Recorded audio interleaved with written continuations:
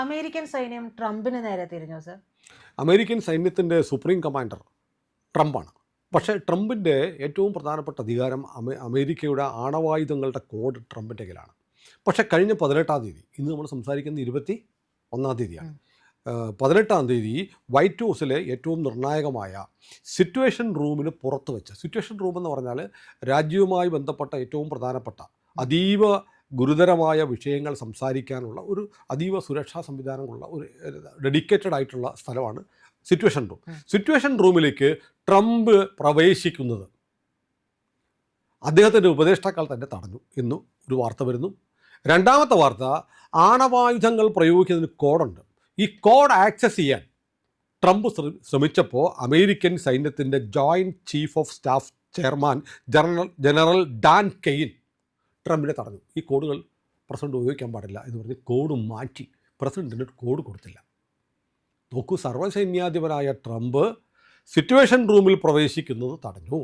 2, ആണവായുധങ്ങളുടെ code Trump എവിടെ പോയാലും അത് ട്രംപിനൊപ്പം ഉണ്ടാവും. ട്രംപാണ് ആണവായുധങ്ങൾ പ്രയോഗിക്കാനുള്ള ഓർഡർ കൊടുക്കുന്ന കോഡ് അടിക്കുന്നത്. ഈ കോഡ് അടിച്ചാൽ മാത്രമേ അമേരിക്കൻ സൈന്യത്തിന് ആണവായുധങ്ങൾ പ്രയോഗിക്കാൻ പറ്റൂ. ഇന്ത്യയിലും അങ്ങനെയാണ്, റഷ്യയിലും അങ്ങനെയാണ്, ലോകത്തെ ആണവ രാജ്യങ്ങളിലെല്ലാം അങ്ങനെയാണ്.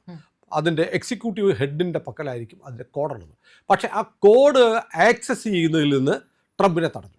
ഇതൊരു വലിയ ഭരണഘടനാ പ്രതിസന്ധിയാണ്.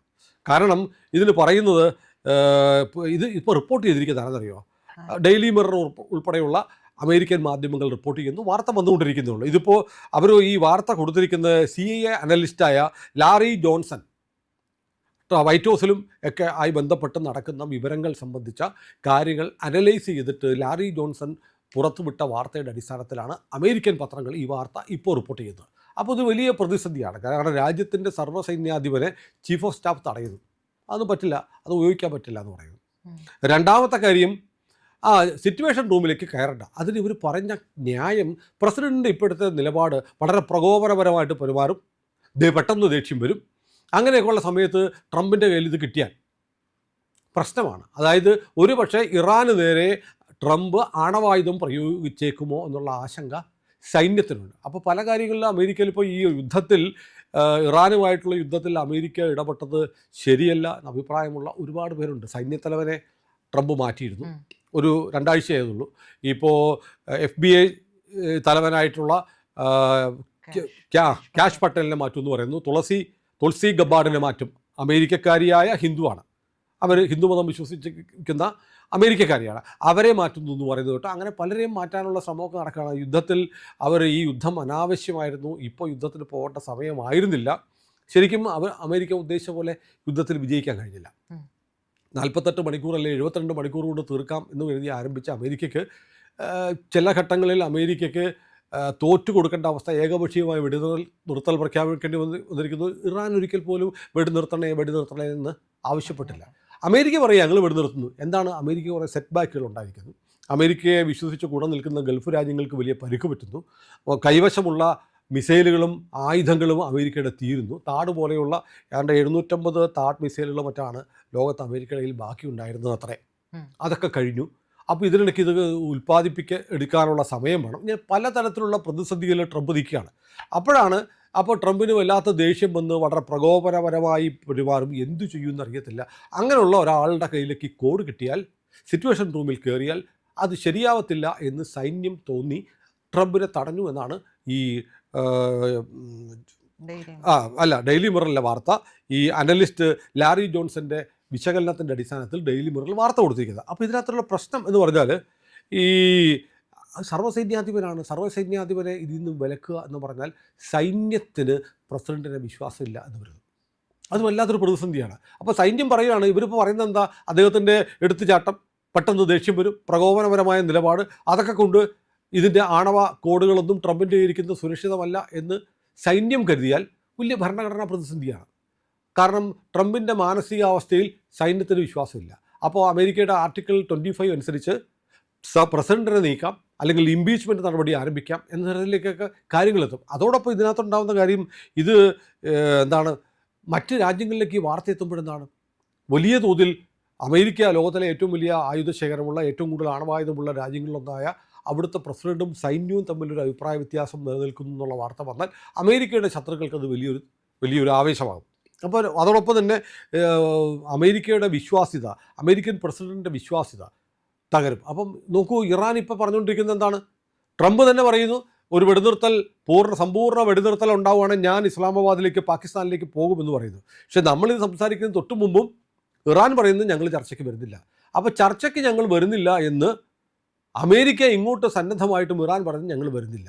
ഒരുപക്ഷെ ഇറാന് വിവരങ്ങൾ കിട്ടിയിട്ടുണ്ടാവാം. അമേരിക്കൻ പ്രസിഡന്റ് പറയുന്ന പോലെയല്ല അമേരിക്കൻ സൈന്യം നിൽക്കുന്നത്.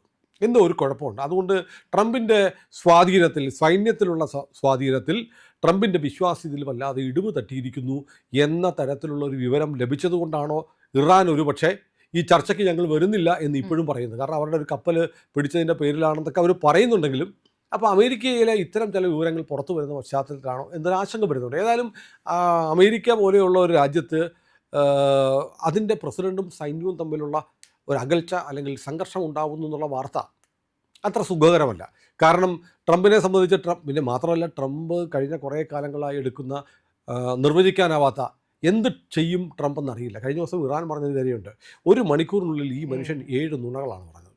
അപ്പോൾ ഈ നുണകൾ പറഞ്ഞുകൊണ്ടിരിക്കുക, ഞാൻ അത് ചെയ്യും ഇത് ചെയ്യും, സിവിലൈസേഷനെ മുഴുവൻ നശിപ്പിച്ച് കളയും എന്നൊക്കെ പറയുക. ഈ ട്രംപ് വിചാരിച്ച അവിടുന്ന് പ്രാഗി നശിപ്പിക്കാനൊന്നും പറ്റില്ലല്ലോ. സൈന്യം പോയി ബോംബിടണം. സൈന്യം ഇയാൾ പറയുന്നത് കേൾക്കുന്നില്ല എന്നൊരവസ്ഥയിലേക്ക് മാറിയിരിക്കുന്ന ഒരവസ്ഥ. മാർപ്പാപ്പയായിട്ട് യുദ്ധം, മാർപ്പാപ്പയ്ക്ക് വരെ ഈ പുള്ളിക്കാരൻ തന്നെ യേശു ക്രിസ്തുവായിട്ട് മാറുന്നു. ലാസറിനെ ഉറപ്പിക്കുന്ന പോലെ ഒരാളെ, കിടക്കയിൽ കിടക്കുന്ന ഒരാളെ നെറുകയിൽ തൊട്ട് ഉയർപ്പിക്കുന്ന പോലെയുള്ള ഹീൽ ചെയ്യുന്ന ആളായിട്ട് ട്രംപ് വരുന്നു. അങ്ങനെ വല്ലാതെ എന്ത് കാട്ടിക്കൂട്ടുന്നു ലോകത്തൊരു പ്രസിഡൻറ്റും, അമേരിക്കയുടെ ഒരു പ്രസിഡൻറ്റും ചെയ്തിട്ടില്ലാത്ത ചെയ്തികളാണ് ട്രംപ് കാണിച്ചുകൊണ്ടിരിക്കുന്നത്. അപ്പോൾ അതിനിടയ്ക്കാണ് ഈ വാർത്ത വരുന്നത്. എനിക്കൊന്ന് നമ്മുടെ മാധ്യമങ്ങളൊക്കെ അറിഞ്ഞ് കേട്ട് വരുന്നേ ഉള്ളൂ. അപ്പോൾ ഡെയിലി മിററിൻ്റെ ഈ വാർത്ത വല്ലാത്ത ആശങ്ക ഉണ്ടാക്കുന്നുണ്ട്. അമേരിക്കയിൽ ഒരു സംഘർഷം ഉണ്ടാവുകയോ, ഇനിയിപ്പോൾ സൈന്യം എതിര് നിൽക്കുകയും സൈന്യത്തിൽ ഒരു വിഭാഗം ട്രംപിൻ്റെ കൂടെ നിൽക്കുകയും മറ്റൊരു വിഭാഗം അപ്പുറത്ത് നിൽക്കുകയും ഒക്കെ ചെയ്യുന്ന തരത്തിലുള്ള കാര്യങ്ങളൊക്കെ പല രാജ്യങ്ങളിൽ സംഭവിച്ചിട്ടുണ്ട്. ഒരു ആഭ്യന്തര കലാപത്തിലേക്ക് അമേരിക്കയെ തള്ളിവിടും. അമേരിക്കയുടെ സ്വാതന്ത്ര്യത്തിൻ്റെ 250-ാം വാർഷികമാണ്. അപ്പോൾ 250-ാം വാർഷികം ആഘോഷിക്കാൻ അമേരിക്ക തയ്യാറെടുക്കുന്ന ഈ സമയത്ത് അതിന് ഇപ്പോൾ അമേരിക്കയിലൊരു പുതിയ നിയമം വരുന്നുണ്ട്. രാജ്യത്തിൻ്റെ ഈ വാർഷികത്തിൻ്റെ ഭാഗമായി അമേരിക്ക ഇറക്കുന്ന നോട്ടുകളിലെല്ലാം ട്രംപിൻ്റെ ഒപ്പുണ്ടാവും. ട്രംപ് ഒപ്പിട്ട നോട്ടാണ് ഇനി വരാൻ പോകുന്നത്. അപ്പോൾ അങ്ങനെയൊക്കെയുള്ള തീരുമാനമെടുത്ത് വലിയ തോതിലുള്ള ആഘോഷം പ്ലാൻ ചെയ്യുന്ന സമയത്താണ് അമേരിക്കൻ സൈന്യം ട്രംപിനെതിരെ നിൽക്കുന്നു. അപ്പോൾ അമേരിക്ക എന്ന് പറയുന്ന രാജ്യത്തിൻ്റെ പ്രസിഡന്റിന് ലോകം കൊടുക്കുന്ന ഒരു അംഗീകാരത്തിന് ഒരു കാരണം അവർ വലിയ സാമ്പത്തിക ശക്തിയാണ്, രണ്ടാമത്തത് സൈനിക ശക്തിയാണ് എന്നത് മാത്രമല്ല, ആ ഒരൊറ്റയാളുടെ തീരുമാനത്തിന് വിധേയമാണ് ലോകത്തിൻ്റെ ഭാവി. അമേരിക്കൻ പ്രസിഡന്റ് തീരുമാനിക്കുകയാണ് ഒരു ആണവ യുദ്ധം തുടങ്ങട്ടെ എന്ന് വെച്ചാൽ ആണവ യുദ്ധം തുടങ്ങാം. പക്ഷേ ആ സിറ്റുവേഷൻ മാറിയിരിക്കുന്നു. അമേരിക്കൻ പ്രസിഡന്റിനെ സിറ്റുവേഷൻ റൂമിൽ പോലും കയറ്റുന്നില്ല. അദ്ദേഹത്തിന് ആണവായുധങ്ങളുടെ കോഡ് കൊടുക്കണ്ട എന്ന് ജനറൽ ഡാൻ കെയ്ൻ തീരുമാനിച്ചിരിക്കുന്നു എന്ന വാർത്ത അമേരിക്കക്കാരെ വലിയ തോതിലുള്ള വിസ്മയിപ്പിക്കുന്നതും സംഭ്രമത്തിലാക്കുകയും ചെയ്യുന്നതാണ്. കാരണം ചിലരൊക്കെ പറയുന്നുണ്ട്, നന്നായി ഒരു ഭ്രാന്തൻ്റെ കയ്യിൽ ഇത് കിട്ടിയ എന്ത് ചെയ്യും, കുരങ്ങൻ കള്ളും കൂടെ കുടിച്ചു, അവൻ്റെ കയ്യിൽ ഒരു പൂമാല കിട്ടിയാൽ എങ്ങനെ ഇരിക്കും എന്നൊരു ചോദ്യമുണ്ട്. പക്ഷേ ഇതിനകത്തൊരു വലിയ സാങ്കേതിക പ്രശ്നം, അമേരിക്കൻ ഭരണഘടന അനുസരിച്ച് ഇതിൻ്റെയൊക്കെ കസ്റ്റോഡിയനും സർവാധികാരിയും അമേരിക്കൻ പ്രസിഡന്റാണ്. അമേരിക്കൻ പ്രസിഡന്റിനെ അദ്ദേഹത്തിൻ്റെ ഉപദേഷ്ടാക്കളും general Dan Caine joint chief of staff ചെയർമാനും കൂടെ തടഞ്ഞിരിക്കുന്നു എന്നുള്ള വാർത്തയാണ് ഇപ്പോൾ വരുന്നത്. ഇതിൻ്റെ പ്രത്യാഘാതം എന്താണെന്നുള്ളത് ഈ വരും ദിവസങ്ങളിൽ, വരും മണിക്കൂറുകളിൽ നമുക്കറിയാം. ഈ വാർത്ത ഡെയിലി മിറർ പോലെയുള്ളൊരു പത്രം പുറത്തുവിട്ടതാണ്. അത് ഒരു CIA അനലിസ്റ്റിനെ കോട്ട് ചെയ്താണ് വന്നിരിക്കുന്നത്. അതുകൊണ്ട് ലോകവ്യാപകമായി ചർച്ചയാവുന്നൊരു വാർത്തയാണ്. ഇറാൻ എന്ന രാജ്യത്തിൻ്റെ ഭാവി പോലും ഒരുപക്ഷെ ഇതുമായി ബന്ധപ്പെട്ടിരിക്കുന്നത്. കാരണം ഈ പറഞ്ഞതാണ് ശരിയെങ്കിൽ ട്രംപിന് ഈ കോഡ് കൊടുത്തില്ലെങ്കിൽ ട്രംപ് ഇറാനിൽ ഒരു ആണവായുധം പ്രയോഗിക്കുമെന്ന് സൈന്യത്തിന് തോന്നിയിരുന്നു. ഒരിക്കൽ കൂടി അമേരിക്ക ഹിരോഷിമയ്ക്കും നാഗസാക്കിക്കും ശേഷം ടെഹ്റാനിലോ ഇറാനിലെ മറ്റേതെങ്കിലും പട്ടണത്തിലോ ആണവായുധം പ്രയോഗിക്കുമെന്നുള്ള ആശങ്ക ഉള്ളതുകൊണ്ട് സൈന്യം തടഞ്ഞതാണോ ഇല്ലയോ എന്ന് നമുക്ക് ഭാവിയിലേ അറിയാൻ പറ്റുള്ളൂ. ഏതായാലും പ്രിയപ്പെട്ട പ്രേക്ഷകരെ, ലോക വാർത്തകൾ ഉൾപ്പെടെ നമ്മുടെ പ്രാദേശിക ദേശീയ വാർത്തകൾക്കുൾപ്പെടെ ലോകത്ത് നടക്കുന്ന പ്രധാനപ്പെട്ട വാർത്താ ചലനങ്ങളും ഞങ്ങൾ നിങ്ങളിലേക്ക് എത്തിക്കുന്നുണ്ട്. ഞങ്ങളുടെ ചാനലിൻ്റെ കൂടെ നിൽക്കണം. ചാനൽ സബ്സ്ക്രൈബ് ചെയ്യാത്തവർ ഉറപ്പായും അത് ചെയ്യണം.